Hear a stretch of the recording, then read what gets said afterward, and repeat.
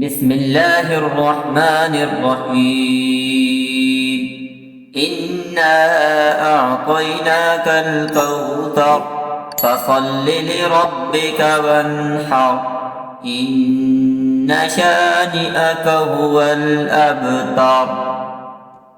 اب یہ نوٹ کر لیجئے، ہدایت و ضلالت اس دنیا میں جو مختلف حالتیں انسان پر طاری ہوتی ہیں، یا نعمتوں کی بارش ہو رہی ہے، یا تنگی ہے، فقر ہے، احتیاج ہے، دنیاوی حیثیت ہے، وجاہت ہے، یا دنیا میں گمنامی ہے، کسنوی پرست کے بھیا کیس تھی، کوئی آپ کا حال ہی نہیں پوچھ رہا کہ تم ہو کون، تمہارے منہ میں کتنے دانت تھے، یا یہ کہ دنیا میں اقتدار کی کسی مسند پر انسان بیٹھا ہے، یا یہ کہ کوئی اس کے ہاتھ میں اختیار نہیں۔ یہ تمام جو حالات انسان پر طاری ہوتے ہیں، ان کے جواب میں جو طرز عمل فکری اعتبار سے اور عملاً انسان اختیار کرتا ہے، اس کے 4 درجے ہیں۔ پہلا درجہ ہے انتہائی گمراہی، ضل ضلالا بعیدا۔ وہ کیا ہے؟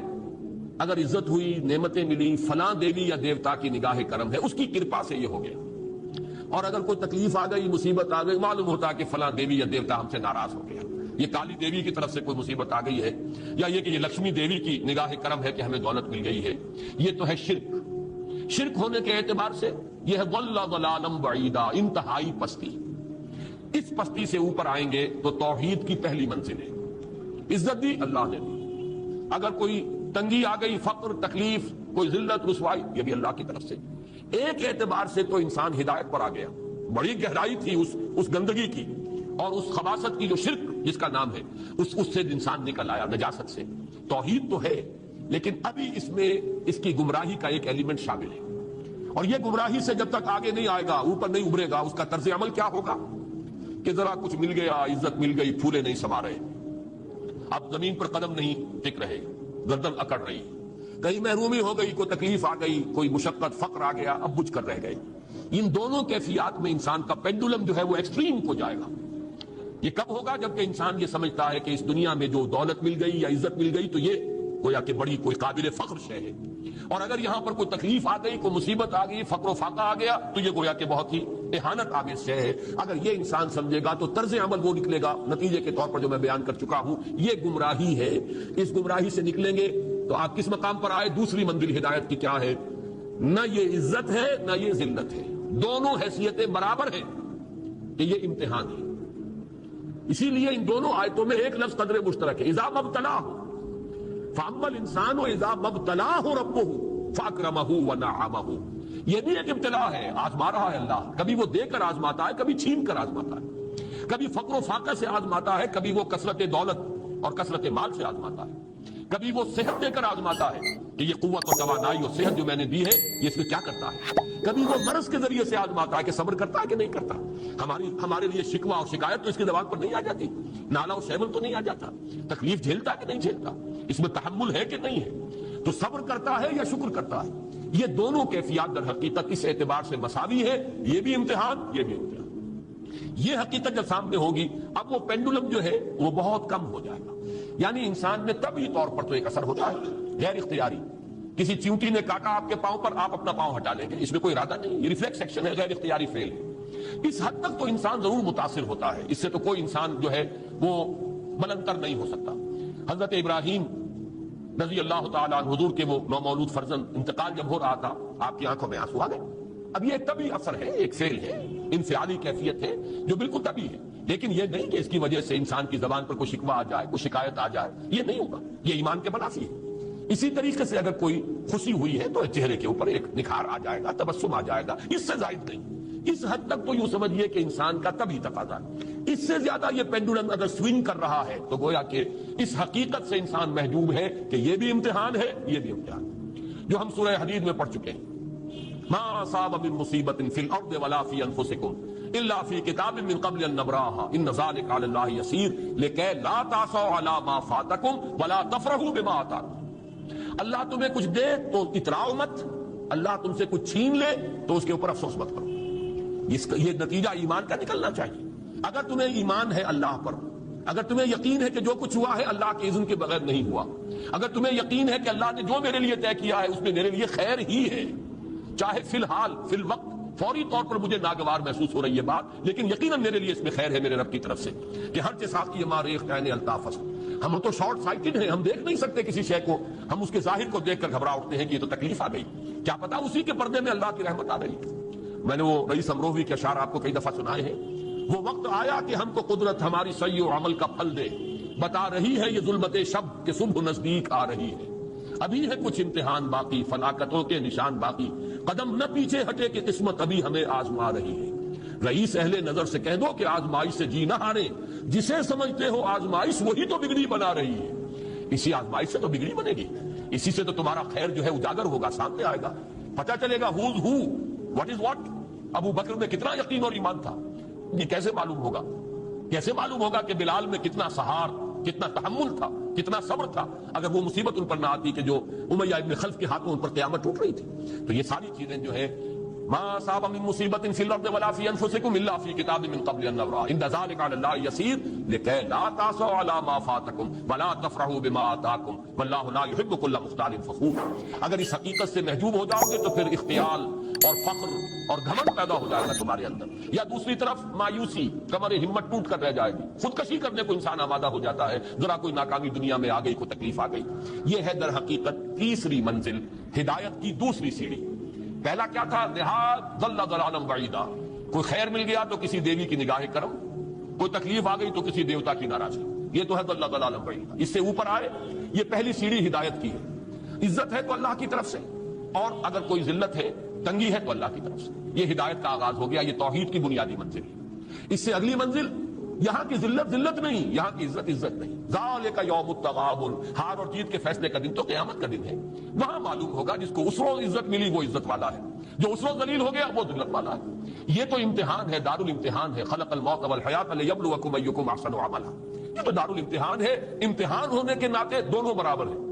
اس سے اوپر ہے ایک چوتھی منزل، ہدایت کی تیسری منزل۔ وہ کیا ہے؟ عام طور پر انسان یہ سمجھتا ہے کہ یہ جو آزمائش ہے تنگی کی اور فقر و فاقہ کی، یہ سخت تر آزمائش ہے، اور نعمتوں کی بارش ہو تو یہ آسان آزمائش ہے۔ یہ بھی ابھی گمراہی کا ایک پرت جو ہے اس کی باقی ہے۔ ابھی ہدایت کا جو کامل جو ہوگا انکشاف، وہ کب ہوگا؟ جب انسان اس حقیقت کو جان لے کہ جہاں وسعت ہو، جہاں کثرت ہو، وہ زیادہ بڑا امتحان ہے، سخت امتحان ہے، بجائے اس کے کہ اگر قلت ہے، کمی ہے، یہ کم تر امتحان ہے، یہ کم بھاری امتحان ہے۔ کیوں؟ کہ اگر آپ کے پاس کثرت ہے، آپ کے اندر غفلت پیدا ہو جائے۔ کثرت کا لازمی نتیجہ غفلت ہے۔ نہ کوئی غم کرو، نہ خوف، خوشیاں مناؤ جنت کی جس کا تم سے وعدہ کیا گیا تھا۔ اللہ کی ربوبیت پر اطمینان جب انسان کو ہو جاتا ہے، میرا رب اللہ ہے، ربی اللہ، انسان کے لیے نہ کوئی کھٹکا، نہ کوئی خطرہ، نہ کوئی خوف، نہ کوئی حزن۔ جو کچھ ہو رہا ہے کس کے اذن سے ہو رہا ہے؟ اللہ کے اذن سے۔ اللہ کے اذن کے بغیر پتا تک نہیں ہلتا۔ یہ کوئی اندھا بہرا مادہ نہیں ہے جس سے مجھے کوئی خوف ہو۔ اندھا بھینسا چلا رہا ہو اس سے تو ڈرنے کا ہر انسان کو ڈرنا چاہیے، نہ معلوم کس کو ٹکر مار دے، لیکن نہیں، اس کائنات کو چلانے والا ایک سمیع و بصیر خدا ہے۔ وہ جو میرا دوست ہے، میرا ولی ہے، اللہ ولی الذین آمنوا یخرجہم من الظلمات الی النور۔ اللہ اہل ایمان کا ولی ہے، ساتھی ہے، پشت پناہ ہے، مددگار ہے، حمایتی ہے۔ بتائیے جسے یقین ہو جائے کہ اللہ میرا مددگار، اللہ میرا محافظ، اللہ میرا پشت پناہ، اللہ میرا حمایتی، اس کے لیے کوئی خوف ہوگا؟ اس سے کوئی ڈر ہوگا؟ میں مثال دیا کرتا ہوں ایک بہت سادہ، پنجاب کے دیہات کی۔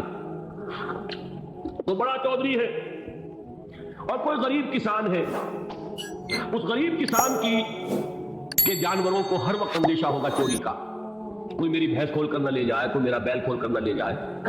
لیکن جس کے بارے میں یہ سب کو معلوم ہو کہ وہ جو بڑا چودھری ہے وہ اس کا دوست ہے، اس کی بچیا کو کوئی خوف ہوگا؟ اس کی بھینس پر کوئی ہاتھ ڈالے گا؟ اسے کوئی اندیشہ ہوگا؟ نہیں۔ کیوں؟ کہ وہ بڑا چودھری، بڑا اس کا یہاں کا سردار، جاگیردار، سب کو معلوم ہے وہ میرا دوست ہے، کوئی میرے خلاف اقدام نہیں کر سکتا۔ اس دنیا میں یہ چھوٹی سی بات اگر آپ کے دلی اطمینان اور سکون کا باعث بن سکتی ہے تو ذرا تصور کیجئے۔ میں لفظ تصور استعمال کروں گا صرف اس لیے کہ اس کا ہم جس کو کہتے ہیں ادراک اور شعور کر نہیں سکتے، اگر کے ساتھ کر سکتے۔ اگر یقین ہو کہ اللہ میرا مددگار اور یقین ہو کہ اللہ ہر آن میرے ساتھ ہے، پھر کوئی خوف، کس کا خوف؟ کوئی شے اللہ سے بالا تر ہے؟ کوئی قوت اس سے زیادہ طاقتور ہے؟ کوئی اس کے ارادے کو بدلنے والا ہے؟ کوئی اس کی مشیت کے آڑے آنے والا ہے؟ یہی بات ہے جو حضور نے فرمائی. یہ ایمان کا حاصل ہے لب لباب کہ دیکھو اچھی طرح اس بات کو ذہن نشین کر لو.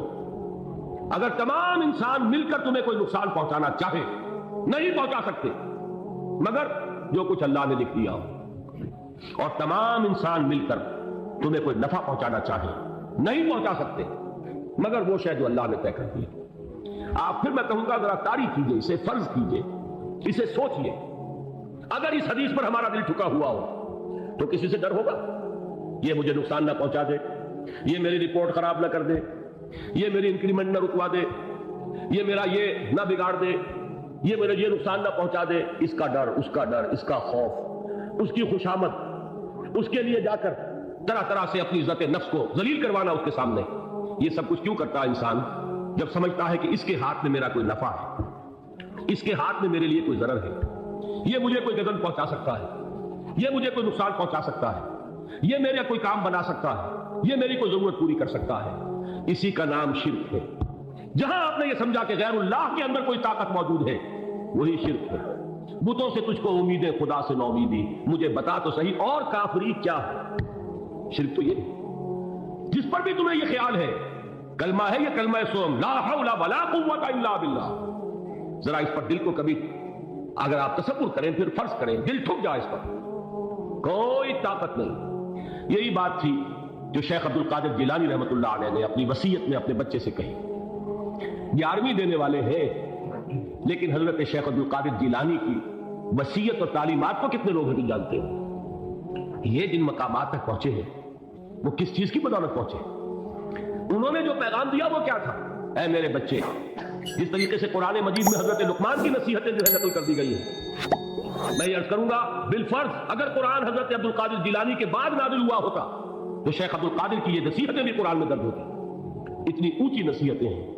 اے میرے بچے اس حقیقت کو ذہن نشین کر لے, لا فاعل فی الحقیقت ولا مؤثر الا اللہ. اس کائنات میں نہ کوئی فاعل حقیقی ہے نہ مؤثر حقیقی ہے سوائے اللہ. کسی شے میں کوئی تاثیر نہیں اگر اللہ نہ چاہے. آگ جلا نہیں سکتی اگر اللہ نہ چاہے, پانی ڈبو نہیں سکتا اگر اللہ نہ چاہے, زہر ہلاک نہیں کر سکتا اگر اللہ نہ چاہے, کوئی چیز فائدہ نہیں پہنچا سکتی اگر اللہ نہ چاہے. تو در در پہ کیوں سر جھکاتے ہو, در در پر کیوں جبیں سائی کرتے ہو, سب کے سامنے کیوں ہاتھ پھیلاتے ہو؟ ایک اللہ سے مانگو, ایک اللہ کے سامنے زمین پر اپنی جبین رکھو. لا فاعل فی الحقیقت ولا مؤثر الا اللہ. نظر آتا ہے ہمیں کہ پانی پیاس بجھا دیتا ہے. پیاس بجھانے کی صلاحیت پانی میں نہیں ہے, اللہ کے اذن سے. کھانا بھوک مٹا دیتا ہے, بھوک مٹانے کی صلاحیت کھانے میں نہیں ہے, اذن رب میں. دیکھیے یہی یقین تھا. حضرت موسیٰ علیہ السلام کا واقعہ یاد کیجئے. سامنے سمندر آ گیا, قوم دیکھتی ہے پیچھے کہ گرد و غبار کا طوفان. معلوم ہوا کہ فرعون اپنے لشکر سمیت آ گیا. لشکر جب چلتا تھا تیز رفتاری کے ساتھ تو گرد و غبار کا جو طوفان اٹھتا تھا اس کا تصور کیجیے, اور لمحہ بلمحہ وہ قریب آ رہا ہے. پوری قوم نے کیا کہا, اے موسیٰ انا لمدرکون, اے موسیٰ ہم کو پکڑے گئے. قرآن مجید میں تو یہاں وہ باتیں نہیں لکھی ہیں لیکن تورات میں یہ درج ہے کہ بنی اسرائیل جھگڑنے لگے, دست و گریبان ہو گئے موسیٰ کے ساتھ. موسیٰ نے یہاں مروایا لا کر, اس سے تو ہم ہی بہتر تھے. وہاں کھانے کو ملتا تھا, زندگی تو تھی, بیگار ہم کر رہے تھے, موت تو نہیں تھی. اب جو کچھ ہوگا اس کا تصور کرو, جس طریقے سے ہمارے ٹکڑے اڑائے جائیں گے. تو لڑ رہے ہیں حضرت موسیٰ علیہ السلام سے. یہ تورات کی تفسیر ہے. قرآن میں صرف اتنا آیا ہے, پریشان ہو کر انہوں نے کہا انا لمدرکون, موسیٰ ہم کو پکڑے گئے. اس وقت موسیٰ کا جواب کیا ہے, کلا ان معی ربی سیہدین. نہیں, میرے ساتھ میرا رب ہے, وہ راستہ دے گا. بتائیے کہاں راستہ نظر آ رہا ہے؟ یہ ہے ایمان بالغیب. راستہ نظر نہ آئے تب اللہ پر یقین ایمان ہے. جیب میں پیسے ہو اور تب دل کو اطمینان ہے تو ایمان کس پر ہوا؟ پیسے پر, اللہ پر نہیں. جب وسائل و ذرائع نہ ہو اور پھر یقین ہو کہ اللہ مسبب الاسباب ہے, وہ اسباب کا پابند نہیں ہے, وہ اسباب کا محتاج نہیں ہے, اسباب اس کے محتاج ہے. اگر یہ یقین ہے تو اللہ پر ایمان ہے. یہ نہیں ہے تو تمہارا ایمان اسباب پر ہے، وسائل پر ہے، ذرائع پر ہے، مادیات پر ہے، اللہ پر نہیں۔ اس وقت کہاں راستہ تھا؟ کوئی راستہ تھا؟ سمندر ہے اور ادھر سے لشکر آ گیا ہے۔ کلا ان معی ربی سیہدین۔ اب دیکھیے ایمان کہہ دینا آسان ہے، ہوا معکم اینما کنتم، جہاں کہیں بھی تم ہوتے ہو اللہ تمہارے ساتھ ہوتا ہے، لیکن اس کا یقین قائم ہو جائے تو زمین و آسمان کا فرق واقع ہو جائے۔ یہی بات ہوئی حضور کے ساتھ۔ غار ہے، چھپے ہوئے ہیں محمد رسول اللہ اور آپ کے وہ یار غار ابو بکر صدیق رضی اللہ تعالی عنہ۔ اقبال نے حضرت ابو بکر کی شان میں چند اشعار کا صرف، لیکن واقعہ یہ ہے کہ بھاری بھاری نظموں پر اور قصیدوں پر بھاری ہے، طویل ترین نظمیں اور قصیدے ہوں ان پر بھاری ہے۔ ہمتیں ابو بکر کی ہمت جو ہے، کشت ملت را جو ابر، جیسے بارش سے کھیتی اپجتی ہے، ابو بکر کی ہمت اور عزیمت اس امت کو اسی طرح سینچنے والی ہے۔ ثانیے اسلام و غار و بدر و قبر، وہ دوسرے تھے اسلام میں، دوسرے پہلے کون تھے؟ انا اول المومنین، حضور فرماتے ہیں سب سے پہلا ایمان لانے والا میں، دوسرے ابو بکر۔ ویسے ہمارے ہاں یہ چلتا اختلاف، حضرت علی پہلے ہیں کہ حضرت ابو بکر پہلے ہیں، لیکن اس میں بڑی خوبصورت تطبیق قائم کی ہے علماء نے اور بہت صحیح ہے۔ چار کے بارے میں فیصلہ ہی مت کرو کہ کون پہلے، ان کی ایک عجیب تقسیم کر دی ہے۔ آزاد مردوں میں، بالغ مردوں میں سب سے پہلے ابو بکر، بچوں میں سب سے پہلے علی، خواتین میں سب سے پہلے خدیجہ، اور غلاموں میں سب سے پہلے زید بن حارثہ۔ بڑی پیاری تقسیم ہے، یہ چاروں ہی پہلے ہیں، ہر ایک کے لیے اولیت ہے۔ اور واقعہ یہ ہے کہ اگر زمانی اعتبار سے تعین ہوگا تو پہلے خدیجہ الکبریٰ آئیں گی رضی اللہ تعالیٰ عنہ۔ کسی اور سے بات کرنے کی نوبت بعد میں آ سکتی ہے، پہلے تو اہلیہ محترمہ سے بات ہوئی، آتے ہی پہلی وحی ہوئی ہے، ابھی تبلیغ کا حکم نہیں تھا۔ کس کو بتایا واقعہ؟ ابھی اپنی نبوت کی تبلیغ کا تو حکم ہی نہیں آیا، واقعہ کس کا ہے؟ وہ خدیجہ کا ہے۔ جب کہا ہے کہ خشیت علی نفسی، مجھے اپنی جان کا اندیشہ ہے، تو کیا جواب دیا خدیجہ نے رضی اللہ تعالی عنہا؟ وہ صدیقۃ الکبریٰ ہے۔ صدیقات جو ہے خواتین، ان میں چوٹی پر خدیجہ الکبریٰ ہے رضی اللہ تعالی عنہ، اور صدیق جو مرد ہیں ان میں صدیق اکبر ہے ابو بکر صدیق رضی اللہ تعالی عنہ، لیکن صدیقات میں چوٹی پر۔ جب حضور نے فرمایا خشیت علی نفسی، کیا فرمایا، کیا عرض کیا، کیسے تسلی دی؟